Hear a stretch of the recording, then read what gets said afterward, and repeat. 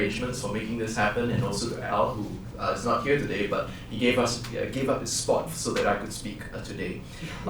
It's a great pleasure to be speaking here in the center to share my work in progress. I should say that because it's a work in progress, at some point during the presentation I will abruptly come to a stop because that's where I am with my writing, so please don't be too surprised by that. I also want to thank the Fulbright because they've made it possible for me to be a visiting scholar at Harvard for this semester to do my writing while of course doing my other administrative jobs. Now here's a fun fact before I begin. You may know this already, but my current Prime Minister in Singapore, Mr. Lawrence Wong, he did his undergraduate here in Wisconsin in the early 1990s. So Mr. Wong, if you are watching, go Badgers and also Majula Singapura. Okay, so let's begin with this. Let's move on. So you've heard a little bit about my earlier book, and I was here to talk about it in 2019. Of course, this was prior to the pandemic. As undergraduates say TLDR, but Monica's already helped to say a little bit about what the book is. And one thing about it that I should probably mention before I go on is that it featured in many ways Singapore and the way that Singapore was aligned with the United States during the Cold War and was part of this thing called the Arc of Containment. And that's what this picture is. The 5 nations, the most populous as well as the most prosperous of the Southeast Asian nations, that's Thailand, Malaysia, Singapore, Indonesia, and the Philippines, form the Arc of Containment that surrounded the South China Sea and in many ways confined the Vietnamese Revolution as well as Chinese influence only to mainland Southeast Asia. It did not spread, and that's because anti-communist nationalism was easy to map onto a pre-existing anti-Chinese prejudice in the region. So that's what my first book is about. And of course that makes the failures of the United States in Vietnam an anomaly to what is the broader pattern in Southeast Asia. Now I thought that I would be done with writing about the US and Southeast Asia with Singapore or Malaysia in the mix, but as you know, you may be done with the past, but the past is not done with you. I did not expect to write about this again, but Trump and Kim came to Singapore in June 2018, and Voice of America decided to interview this local historian who was then asked this shocking question: how do you feel as a Singaporean to be hosting this summit? This local historian proceeded to say, "We're so happy as a neutral country to be able to be part of this," and immediately regretted it. Do you recognize this person? It's me. Mea culpa. My own book was in production at the time, where I am arguing that Singapore is aligned with the United States, and yet I blab this thing about neutrality, which tells us something about how powerful this myth of neutrality is. That in some ways Singapore is hovering somewhere in the center between US and China, and I felt that I needed to grapple with this question. So that's one of the inspirations for me getting into this new book, The Enablers, about Singapore and US relations. The second thing that happened was this: The Anatomy of Choice, Southeast Asia Between the Superpowers, which is an SSRC funded project. And this one was getting a bunch of IR scholars as well as political scientists and 2 historians, one of them being me, to write 1 chapter each about each of the Southeast Asian countries and who they would choose. Would it be China or the United States? And I found going into this project, writing about Singapore, I was avalanched by the tremendous amount of information. And I thought that this would be an opportunity to really grapple with this question of neutrality, because a lot of the workshops and the discussions tended to run into the territory where people said, you give us this information, but isn't Singapore a neutral country? You say these things, but isn't non-alignment fundamentally part of Singapore foreign policy? And so this is something that I had to grapple with as I was working through that project, which then made me think, maybe I need to write this whole book. All right, because I'm a glutton for punishment. Okay, so some highlights of the Singapore-US relationship before we begin. One of them is the Singapore-US military partnership. And the thing that I would refer to here is the Memorandum of Understanding that was signed in November 1990. This was one of the last foreign policy acts of Prime Minister Lee Kuan Yew. He signed it with US Vice President Dan Quayle. And this was to give the United States enhanced access to military facilities in Singapore, which would then allow the US to be able to project its military power on both sides of the Straits of Malacca into the Indian Ocean and into the South China Sea. And of course, for those of us who are familiar with this will know that in context, this was because the US was coming out of its Philippine bases, which became a fait accompli because of the eruption of Mount Pinatubo in 1991. But because of that, Singapore then becomes in many ways a substitute, a launch pad for the United States. And of course, multiple military upgrades for this Memorandum of Understanding over the years. I've just listed them up there. But one of the things that you might be interested in is that there was an addendum to the 1990 MOU, the Memorandum of Understanding. And this 1998 addendum was to open up Singapore's naval base, which was specially fitted for aircraft carriers. And of course, as you know, Singapore does not have aircraft carriers. This aircraft carrier bay was for one country, and that's the United States. So that's the Singapore-US military relationship. Of course, it goes into cybersecurity, it goes into anti-terrorism, and many other things. Second one, Singapore-US economic ties. Singapore was the first Asian country to sign a free trade agreement with the United States. It was signed in 2003, in the middle of the year, and it came into force in 2004. Of course, today, paying attention to the news, there's so much talk of the H-1B visa and how much this may be a challenge for foreign nationals who are coming to the United States. Well, in this free trade agreement, Singapore has something called a H-1B1, which actually is not affected by any of these changes in policies at all, which tells you something about how tight this relationship actually is. Also, the second point here, US foreign direct investment in Singapore is approximately 320 billion as at this time, and that's currently more than the US investment in China, in Japan, and Korea combined. So really, if you're thinking about US economic presence and US economic power and everything, Singapore is really quite fundamentally part of it when it comes to East Asia, Southeast Asia. Now let's go on to Singapore-US political and cultural ties. Now, this is something I talked about inside my first book, and I'll mention it again in this second one in progress.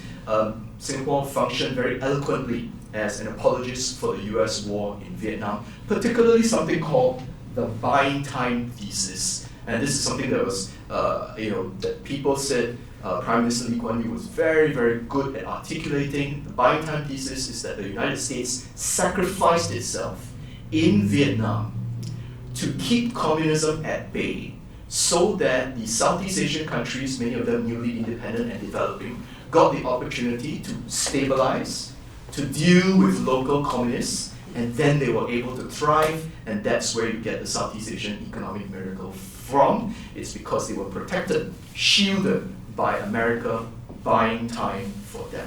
So this thesis, very, very popular. The Americans really liked it, that Lee Kuan Yew was one of those that was popularizing it, so very strong apologist there. Second thing, of course, going into the 21st century, and these are just highlights, right, of a much longer as well as a deeper story with many more details. Singapore was part of the Global War on Terror Coalition of the Willing. And also, a piece of information at the bottom, this is something that I was very excited about. Also, between the 70s to the 2000s, Singapore was often the country with the highest per capita cinema attendance in the world, and it was dominated continually by Hollywood products since around the mid-1980s, and I'll be speaking about that later. So with all of this in mind, what's the historical significance, right? What bearing does it have on the present? Now I'm going to suggest that the project that I am working on now, the Enablers, is going to offer us maybe these several insights, right? One of them is that the history of Singapore and US relations has never been told from late Cold War into the so-called post-Cold War era. And this is important because scholars, not all, but many scholars, tend to draw a bright line between the Cold War era and the post-Cold War era. And what I'm going to suggest in my work, the chapter that I'm about to write, is that in many ways, Singapore, working with the United States, collaborated to preserve and extend many of the US Cold War security structures into the 1990s and into the 21st century. So in many ways, the Cold War gets reconstituted, or it gets preserved into the so-called post-Cold War period. So that bright line, blurred, maybe isn't even reasonable to draw it at all. Because of that also, I suggest that we can't really tell the complete story of US hegemony in Southeast Asia without thinking about the Singapore-US relationship, right? And it's important to think about how US hegemony is also portrayed. And very often in the last couple of years, people talk about the rules-based system, and that's something that Singapore diplomats, leaders, as well as some other Southeast Asians talk about. But really, rules-based system is code for US hegemony, a US-centric system of security as well as economic arrangements. And this is often used interchangeably with Pax Americana as well, which is why Pax Americana appears inside my tentative title for the book. It's also a study of the outsized influence of a small city-state that's anchoring US military and economic power in the region after Vietnam. People usually pay attention to where the fires are, where there are wars and conflicts, or they pay attention to gigantic countries like Indonesia. But in this case, it almost seems as if it's the peace, it's the stability, it's the nothing to see here, which is maybe something that we need to pay attention to, because behind that, this relationship is deepening, becoming more intimate, and really just grinding on and strengthening the US presence in the region. Also, as I mentioned a little bit earlier, because I talked about movies, Singapore's cultural encounters is something that I think, with the US, is something that I think merits study. Because what is the lived experience of Pax Americana in a country that is such an effective enabler of US military and economic power, right? It's one thing to say, maybe we need to think about the experience of people inside the American colonial administrations, or if you are the target of US imperial forays, that's something, those types of countries, yes, definitely. But what about the country that is within this snug embrace of US empire that is facilitating that? What is that lived experience? And I use movies a little bit as a proxy to try and get at that as well. And currently, of course, we get into the contemporary period where the controversy is, who will the Southeast Asian countries choose? Will they choose the US or will they choose China? And Singapore's position is pretty crucial here because Singapore's closeness to China is also a vigorous discussion. Singapore is the largest foreign direct investor in China, but China puts into Singapore about 9 times less than the United States puts in terms of investment. So there is something here. I won't go into too many details, but obviously there is a vigorous discussion about how close Singapore is. And this story that I try to tell with my book in progress is going to get us up to that contemporary period to give some context behind what is constantly said by Southeast Asian countries. Don't force us to choose. But if you think about it, the choice is already made, at least for Singapore. And because that choice has been made for decades, what impact does it have on contemporary choices? Or have we removed that choice almost over time and painted ourselves into a corner? Okay, so what's this book about? The Enablers traces the intimate and mutually beneficial Singapore-US relationship, how from the late Cold War to the present, these two nations have collaborated to preserve and elaborate US hegemony in Southeast Asia. That's why the word enablers comes into this. The US has enabled Singapore, made it extremely prosperous with tremendous investment as well as trading relations and so on. One of the things that I discovered while doing this research is that as early as around 1983 and 1984, US foreign direct investment in Singapore accounted for 40% of how much foreign direct investment Singapore was getting. So in many ways, Singapore jumping from third world to first is very difficult to tell this story without the United States injection of investment and trading relations as well. Now, this project is not only concerned with the strategic ramifications of the relationship, but it's also interested in the cultural encounters of Singaporeans with America. Okay, so let's start here with some context as to why Singapore tended in the direction of the United States. Now, I want to say something about the enduring strategic outlook of Singapore's elite policymakers from World War II onwards. And of course, this has to do with the fall of Singapore during World War II, a sense of tremendous vulnerability, susceptibility to foreign interference as well as aggression, all right? And also through decolonization and coming into surprise independence in 1965 amidst 2 major regional conflicts. One of them, of course, is the Vietnam War, and the other one is the confrontation, where Indonesia, right, goes into a conflict with Malaysia. Singapore is then inside Malaysia. Britain, the Commonwealth forces are involved in this as well. So two major conflicts are going on when Singapore comes into independence in 1965. And so there is a tremendous fixation with its innate vulnerability. And this is something that I borrow from political scientists who've been talking about it. I agree that the elite policymakers code that into the way in which they think about Singapore's foreign policy. It's a small country. It doesn't have natural resources. It has relied for a long time on big power security guarantees, and that would be Great Britain, former colonial ruler. And it needs trading relations. It needs everybody to think of it as a legitimate country. And so hence, Singapore needs to go for, again, big power security guarantees. And that helps to explain the seamless transition between what Lee Kuan Yew wrote in his memoirs, Pax Britannica to Pax Americana. So big power security guarantees. Secondly, to ensconce itself, Singapore has to ensconce itself in global institutions and organizations like the United Nations, right, which protects its sovereignty, amplifies its voice on the world stage. And of course, the majority of those institutions were set in place when the US was the dominant power after World War II. So these are US-centric global institutions as well. So already you can see that the answer to Singapore's innate vulnerability upon independence is to gravitate towards the ascendant superpower, the US, around which the global system revolves. Also, an intense and swift militarization in order to protect itself. That's what it needed to do. And a huge amount of that, which I will show in my book, not today in the talk, is about increasing military interoperability with the United States war machine. Currently, the second largest foreign detachment of training military personnel in the United States is Singaporean, the second largest detachment, right? And of course, Singapore needed wide acceptance as a legitimate sovereign nation to the extent that it was possible to forge friendly economic relations with all countries. And so again, this is important because you have to be able to portray yourself as neutral.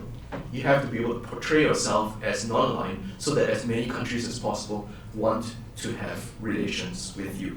So, what I was able to do upon coming to the States a couple of months ago on the Fulbright to write is these first two chapters, which I've drafted to some level of satisfaction, and they are part of something called America First. That's part one of the book. There are three chapters. The first one is How to Hide Pax Americana, and this is a discussion of neutrality and non-alignment and why Singapore's neutrality and non-alignment gain widening acceptance. And number two, Cool War, which has to do with popular culture, Hollywood movies, and Singapore's cultural consumption of it. The third one is, and I've graded because it's in progress, The Song Does Not Change, and this is a quote from one of our leaders about how Singapore explains to the United States, even though we will have a change in leadership, the song, which is to be very much aligned to the capitalist bloc, to be plugged into Western capitalism and to asymmetrically lean towards the United States, that song will not change. Okay, so let's go into that first chapter. How to hide Pax Americana? Question that I tried to answer here, obviously inspired by my ill-fated interview with Voice of America, is how did Singapore gain wide acceptance as a neutral and non-aligned country despite conspicuous evidence to the contrary? Now let's say a few things about that conspicuous evidence to the contrary first. When we get to 1960s, early 1970s, Singapore is still host to British military bases, and these are very significant bases of the British Empire. They are home to the second largest British detachment of the military outside of NATO, right? And it contributes to something like a fifth of Singapore's national income. These bases have been used in the past, in the late 1950s, for anti-communist or subversive plots against Indonesia, against Sukarno, where there was an attempt to topple Sukarno in the late 1950s. So these bases have been used for SEATO purposes, for the Cold War purposes of the Western powers. right? And so obviously there is a sense that Singapore does already lean towards the West. So how do you deal with this image of being aligned with the West? How do you do your Singapore-style neutrality and non-alignment? Well, one of the first things that happened, Lee Kuan Yew, you see him on the left here, is that in September 1965, which is about a month after Singapore becomes independent, he goes on a very showy and very much publicized anti-American rant in press. And what he reveals is that in the early 1960s, the U.S. Intelligence agents tried to turn a Singapore government official into an asset. But he was busted, and the U.S. government freaked out a little bit about this during the Kennedy administration, and they wanted to pay $3.3 million to the Lee Kuan Yew government to just hush it up. So Lee Kuan Yew decides to use this opportunity just a month after independence to just blab it out to the press to demonstrate, hey, we're nobody's stooge, right? We are not in the Western camp. And of course, this show is important, right, in order to demonstrate some kind of neutrality or non-alignment credentials. And this happens just before the foreign minister, you see him next to Lee Kuan Yew, is going to make his maiden speech for Singapore as an independent country in September as well, 1965, to the United Nations. And here he tries to discursively reframe neutrality and non-alignment.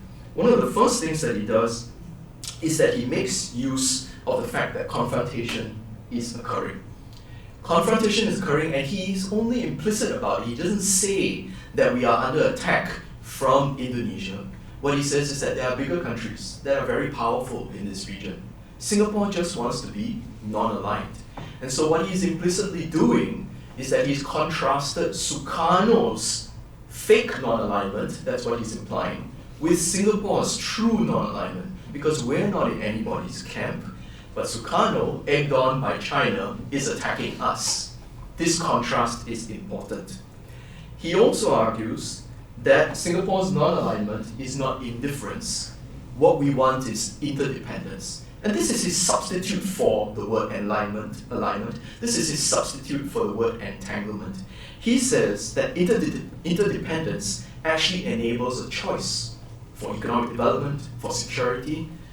It enables us to make a choice of allies and friends.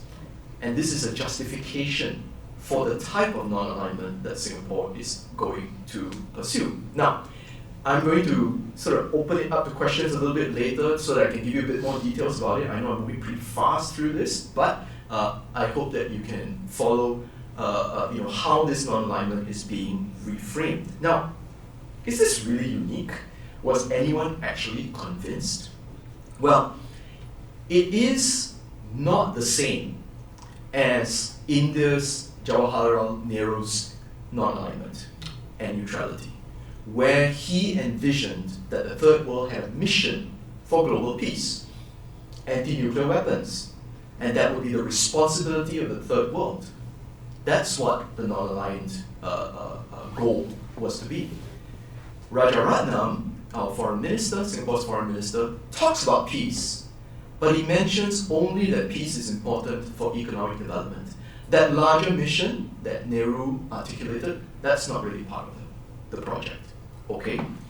But don't all non-aligned countries in some way or another try to play the big powers off each other to maximize their rivalry to get as much benefit as possible? Well, in this particular case, Singapore is justifying that it will choose one side. One side. Not play people off against it, but choose one side and ask countries to accept that our neutrality will justify choosing this side, and let's continue to look away from this. Okay, so were people actually convinced? By 1966, Poland and, I want to say, I have it right here. Poland, as well as Bulgaria, sign up for trading relations with Singapore. Between 1966 to 68, Yugoslavia and India start trading relations, and India affirms that Singapore is non-aligned. Soon enough, Hungary, Romania, North Korea, and then the Soviet Union start trading relations with Singapore. And then Singapore is accepted into the non-aligned movement by 1970. So everybody has decided to accept it, it seems, and to look away from what is conspicuously Singapore's pro-West and increasingly pro-US alignment. In the meantime, it seems as if that people are also looking for these trading relations because having connection to Singapore promises access, even indirectly, to Western capital, Japanese markets, American markets, and so on. And during this time, Singapore really is becoming a powerhouse, at least for American investment. The US in 1971 reports that American investment in Singapore is increasing by about 100 million every year since the late 1960s. Okay.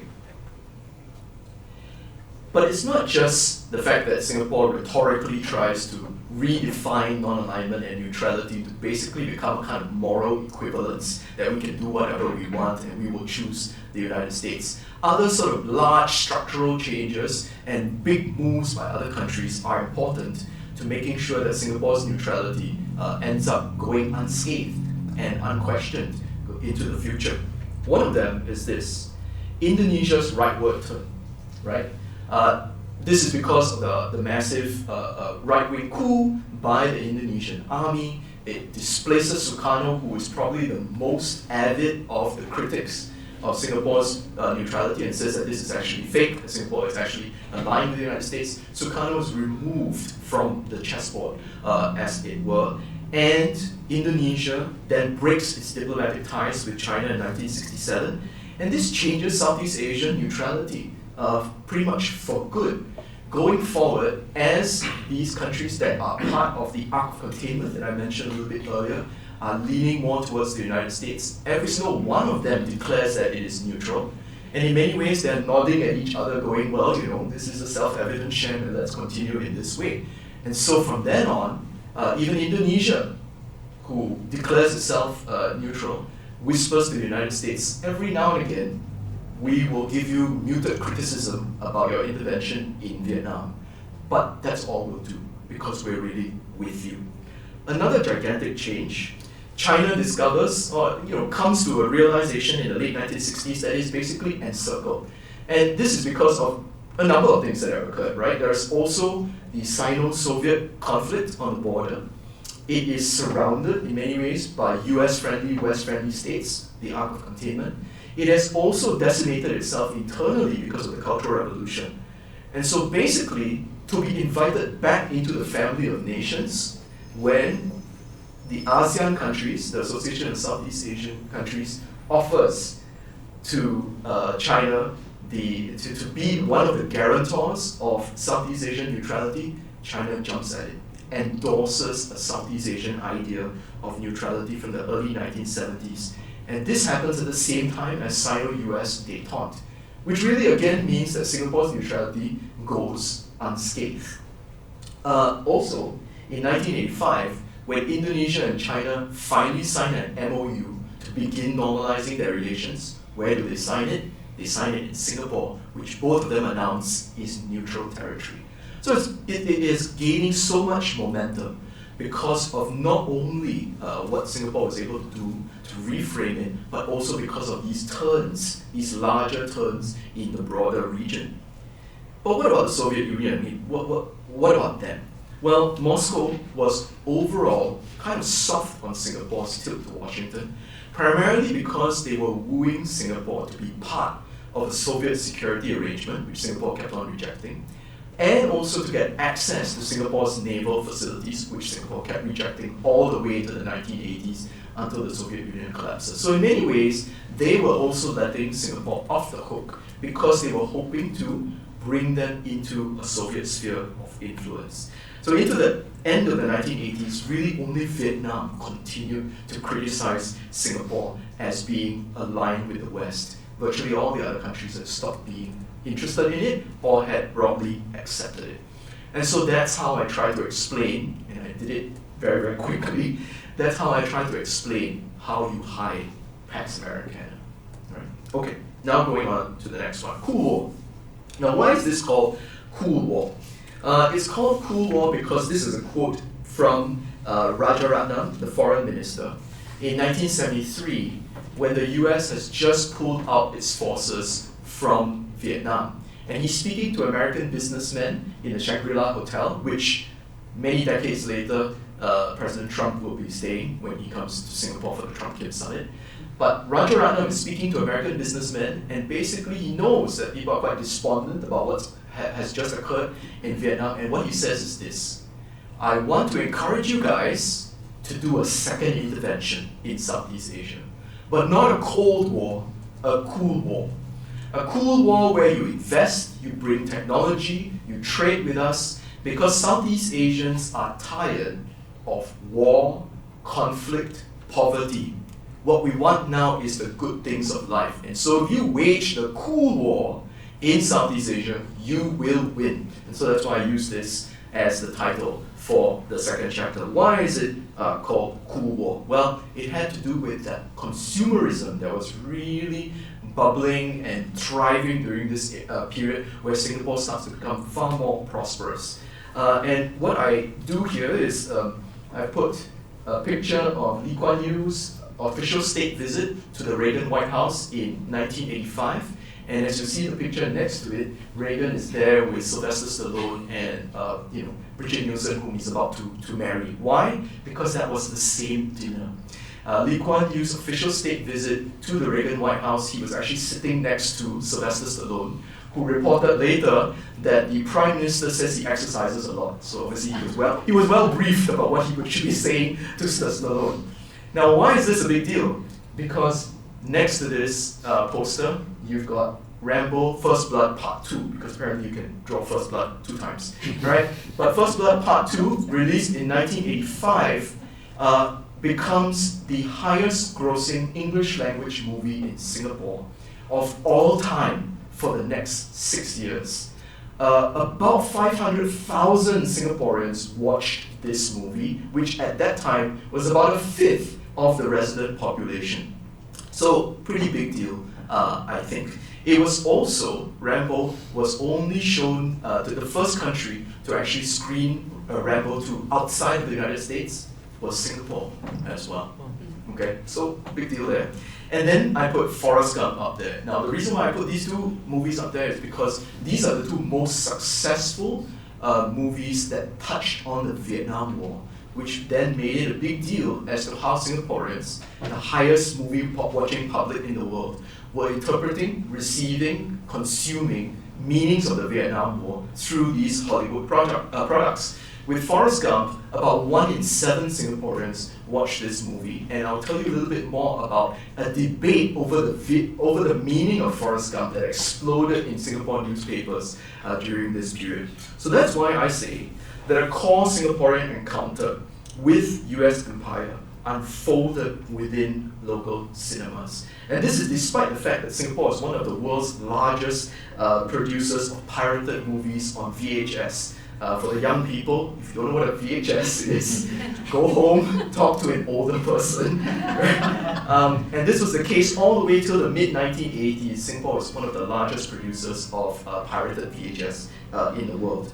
A Singaporean resident by the 1990s would average about 7 to 8 movies a year, which was twice that of a typical American and quadruple that of a Thai and 8 times that of an Indonesian. So movie-going was really woven into the fabric of a Singaporean's life, and their film choices obviously dominated by Hollywood products, these crowd-pleasing US action flicks.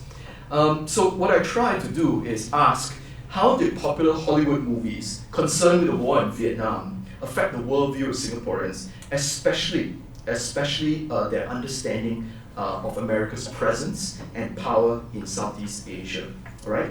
So what I argue in this particular chapter, Cool War, is that for Singaporeans, Rambo 2, released in 85, and Forrest Gump, released in 94, two wildly popular movies, legitimated the violent excesses of US military intervention in Vietnam, even erasing it at times.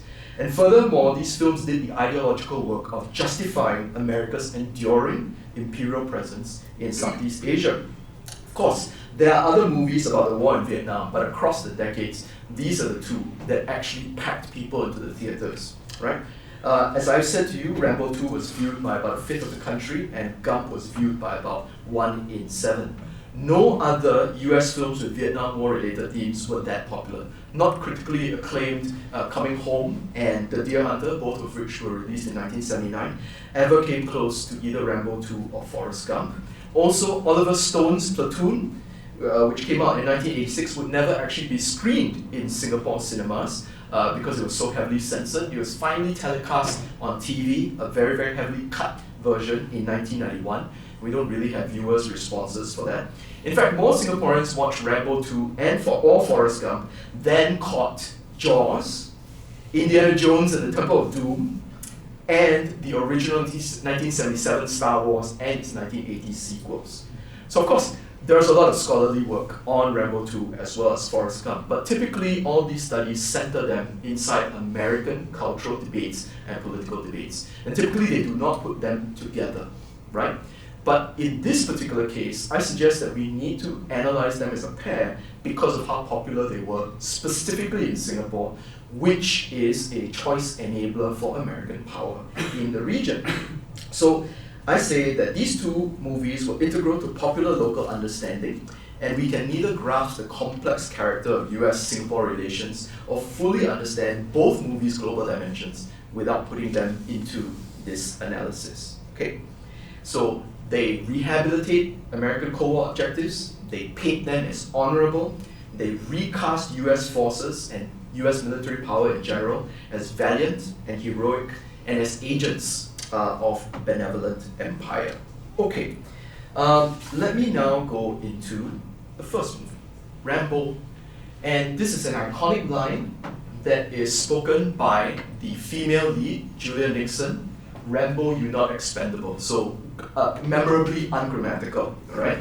And one of the important things about me putting this line up isn't just that we know that currently Stallone's franchise, The Expendables, comes from this conversation that the actress has with Sylvester Stallone. The important thing that I want to point out here is that Julia Nixon, the actress, is Singapore-born. And the Singapore newspapers made a very big deal about it. This is our girl that's here. She studies in Singapore American School. She's a local model. She models for the Singapore Tourism Promotion Board. She's on bus stop posters. She's on women's magazines. So people know her from jewelry advertisements and so on. And the newspapers are reminding us that this is our girl. Our girl has made it big, but of course by this time she's moved to Hawaii and currently she lives in Los Angeles. But she's our girl, she's up there, and she's a stand-in for us in many ways. And so what Julia Nixon is doing, right, on the screen makes this a uniquely Singaporean experience of watching the film. There was a lot of pride in Julia Nixon. I want to say that Singapore reviewers who blasted Rambo 2 as a movie were very soft on our Singapore girl. One of them started off being snide. She brings Eastern cosmetic allure, so he started off snide. And then he started becoming very bemused that she was given so much real time as she appeared for quite a lot of the movie. And finally, that review ended with Nixon is going to be in demand for a very long time. Even decades after the movie's heyday, the Facebook group Heritage Singapore Memories, which has hundreds and thousands of members, including Nixon herself, by the way. Once in a while, she actually posts and says, "Hello, my Singaporean friends," and so on. But even the Facebook group, decades after, every now and again, someone will post a picture of Julia Nixon, and they will write, "Remember the Rambo girl. Remember the Singapore actress." And people will, thousands will like it, they will love it, and they will say, "Wow, I used to have a crush on her." Okay, something like that. So she's really popular. The fact that nostalgia and Singapore heritage can so loosely coalesce around a figure like her tells us that it's pretty important that she was in the movie. Now, in the film, she plays a pro-US Vietnamese agent named Ko Bao. And in short, what she does is that she enables and affirms John Rambo's heroic masculinity as a warrior, the justness of his vengeance upon the very deserving, one-dimensional Vietnamese communists and Russian communists. And what she functions as is a real, R-E-E-L, legitimator that has a counterpart in real Cold War diplomacy. And that is a non-US actor providing an authentic voice justifying and explaining the benevolence, the importance, the desirability of American intervention in Southeast Asia. The buying time thesis that Lee Kuan Yew articulated so well, that is the real world Cold War diplomacy authenticator and legitimator of American policy. And what Koh Pao is doing is she's on screen as the real legitimator, R-E-E-L. So with this iconic line, we'll get to that in a bit, you realize that Rambo himself can't do this. He is a white imperial enforcer. He has a history of violence. He can't say he's the benevolent one. You need a local to do that. And she's also important as a first-hand witness on site. She validates and legitimates a whole bunch of myths. For example, with Rambo, she sees firsthand that there are still POWs in Vietnam being ill-treated, even though this is historically untrue. She sees them in the flesh, and so she validates it. In this way, she's able to justify and legitimate US victimhood, that US soldiers were somehow still stabbed in the back by American bureaucrats. For background, if you want to watch this, or if you don't want to watch this movie, this is worth watching. Right? If you don't want to watch this movie, Rambo is betrayed because he's actually sent to Vietnam to scout out a POW camp where the authorities, American authorities, assume that he won't find anything. But because he does find POWs, they abandon him. So he's betrayed, he's captured, he's tortured, he's immersed in a cesspool, and when they raise him up by his arms, he creates an awkward crucifix shape as the embodiment of the buying time thesis. In so many ways, the abstract argument that the Americans are sacrificing themselves in Vietnam is turned into the sculpted flesh of Rambo. Words made flesh, as it were. No wonder, crust figure. Okay. And Coe therefore affirms also American manhood in the jungles where they were humiliated in this particular scene, where Rambo asks her, "What is this?" pointing to her jade pendant. She says, "It bring me good luck." These lines are not great. It bring me good luck. She says to him, "What bring you good luck?" And he wordlessly pulls out his Bowie knife, which is clearly a phallic object, in her face. And in a split second, and this is Julia Nixon's art, she's really very strong in this particular moment. She flinches and then, with her lips slightly parted, goes into this state of awe and, okay, you know what's happening here, right? Okay. It's an amazing scene. It doesn't last very long, but it's clear that it's an affirmation of a kind of sexual virility of Rambo as well. Later, of course, she dies. Sorry for the spoilers. But it's instantly tragic because she has just shared a kiss with Rambo, which is also awkward, but she does it pretty well so that it inches towards tenderness. And this validates instantly, and I use these words deliberately and preciously, it validates instantly the orgy of violence of Rambo as he proceeds to then designate every single Vietnamese communist and Russian a collective ill to be destroyed with incendiary rockets, guns, bullets, everything, and so on. Koh Bao, Julia Nixon's death on screen makes it personal for Singaporeans. As one reviewer, local reviewer writes, it's us, Rambo and us, engaged in an us versus them battle against the sadistic Vietnamese and the Soviet communists. Rambo's revenge is pure catharsis, and so the buying time thesis is definitely very powerful here, and it prompts one of the reviewers to then go into that precisely that fantasy, right, of the revenge fantasy. What if, quote, several thousand Stallones were there and had been unleashed to fight this war? If they had been valued like Koh Bao valued Rambo, maybe this would not have gone wrong.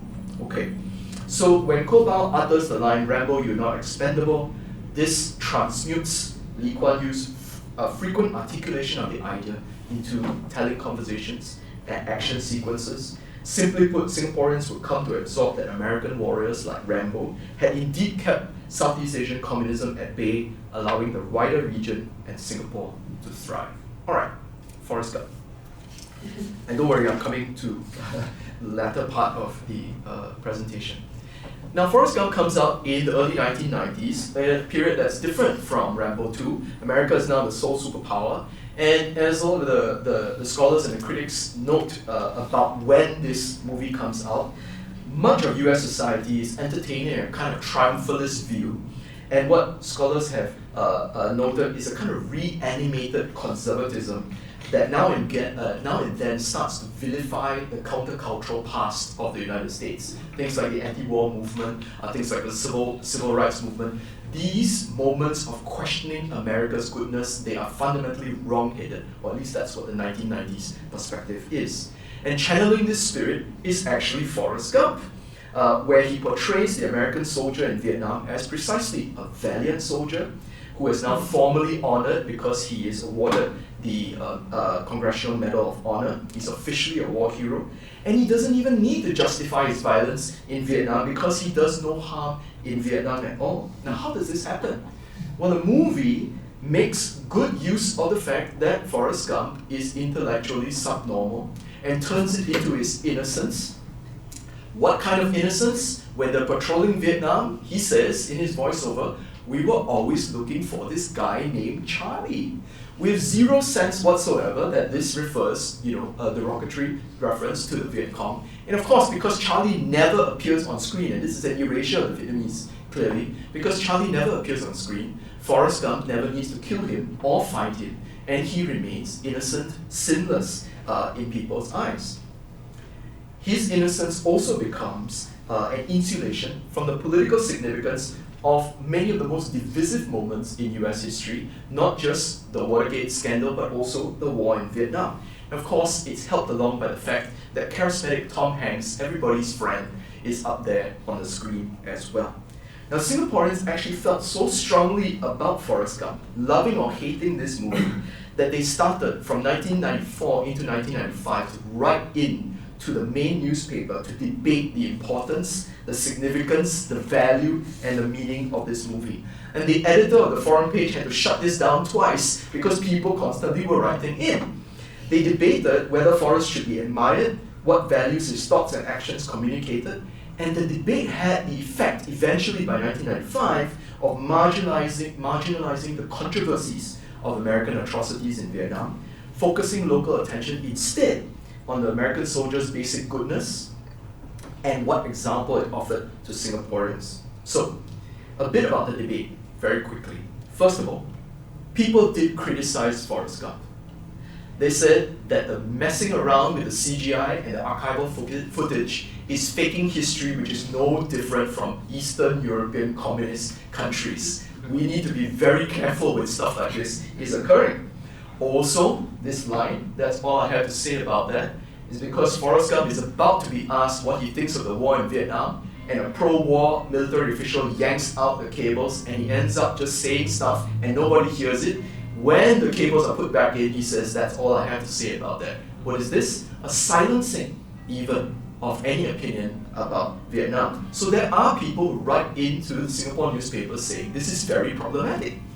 Another bunch of people who criticize the movie say that Forrest Gump is the anti-Candide, because despite all of life's vicissitudes, he remains so insulated from everything, never fights against injustice, doesn't seem to try to change anything, unlike Jenny, the love of his life, who gets caught up in the countercultural movement and only suffers.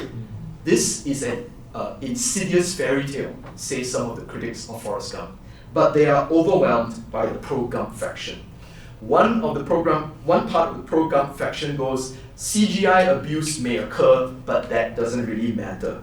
It's about resilience and optimism. It's about simpler values. It is about family values that are the same in the US as in Singapore. Another bunch of pro-Gump writers go, profundity is not the point. This is not a Kevin Costner movie. Moreover, the movie makes fun of belligerent fads like the anti-war movement. So they're really moving in that direction towards a kind of criticism of the countercultural movement. Also, Gump's childlike innocence and his simple-heartedness, this is good, we need to emulate it. And finally, one of the pro-Gump journalists who is Cambridge educated writes that Gump has a philosophical greatness. especially towards the end when he meditates on free will and destiny. And this Cambridge-educated journalist is incorrect, because he does not meditate on free will at all. Instead, he talks about randomness and destiny. And one of the best examples of that is the animated feather, which lands on him by chance, lands on Forrest by chance, and leaves him as the wind blows. Which is to say, in many ways, he is a warrior who is not liable for the war that he has fought. He floats above it, innocent of everything, makes Vietnam fade entirely from view. So what do we have? It's something that people felt was worth taking to newspaper forum pages to write about. At bottom, Singaporeans would take Forrest's simple-mindedness, his embodiment of the dominant masculine status quo, and the derision of Jenny's involvement in countercultural politics as good. And it presented Singaporeans with a sinless, heroic American warrior, innocent of dealing out violence on the battlefield, a much beloved as well as innately good American from a benevolent empire. Okay, so where do we go from here? Like I said, this would end somewhat abruptly. You've got How to Hide, Pax Americana, and you've got Cool War. What I'm going to be doing in the rest of the narrative is this. I'll be writing about the increasing military interoperability of Singapore and the United States, as I mentioned a little bit earlier with the highlights. I'll be dealing with other cultural and intellectual encounters of Singapore and America. For example, studies of strategic futurism, which Singaporeans borrow and adapt from American intellectual and defense intellectual frameworks, speculative fiction as well. And then towards the end of the book, I'll be writing about Singapore's position in the Sino-U.S. competition. So these are the ways in which the book will proceed. And with that, very abruptly, I will come to an end. Thanks very much for your time and for listening.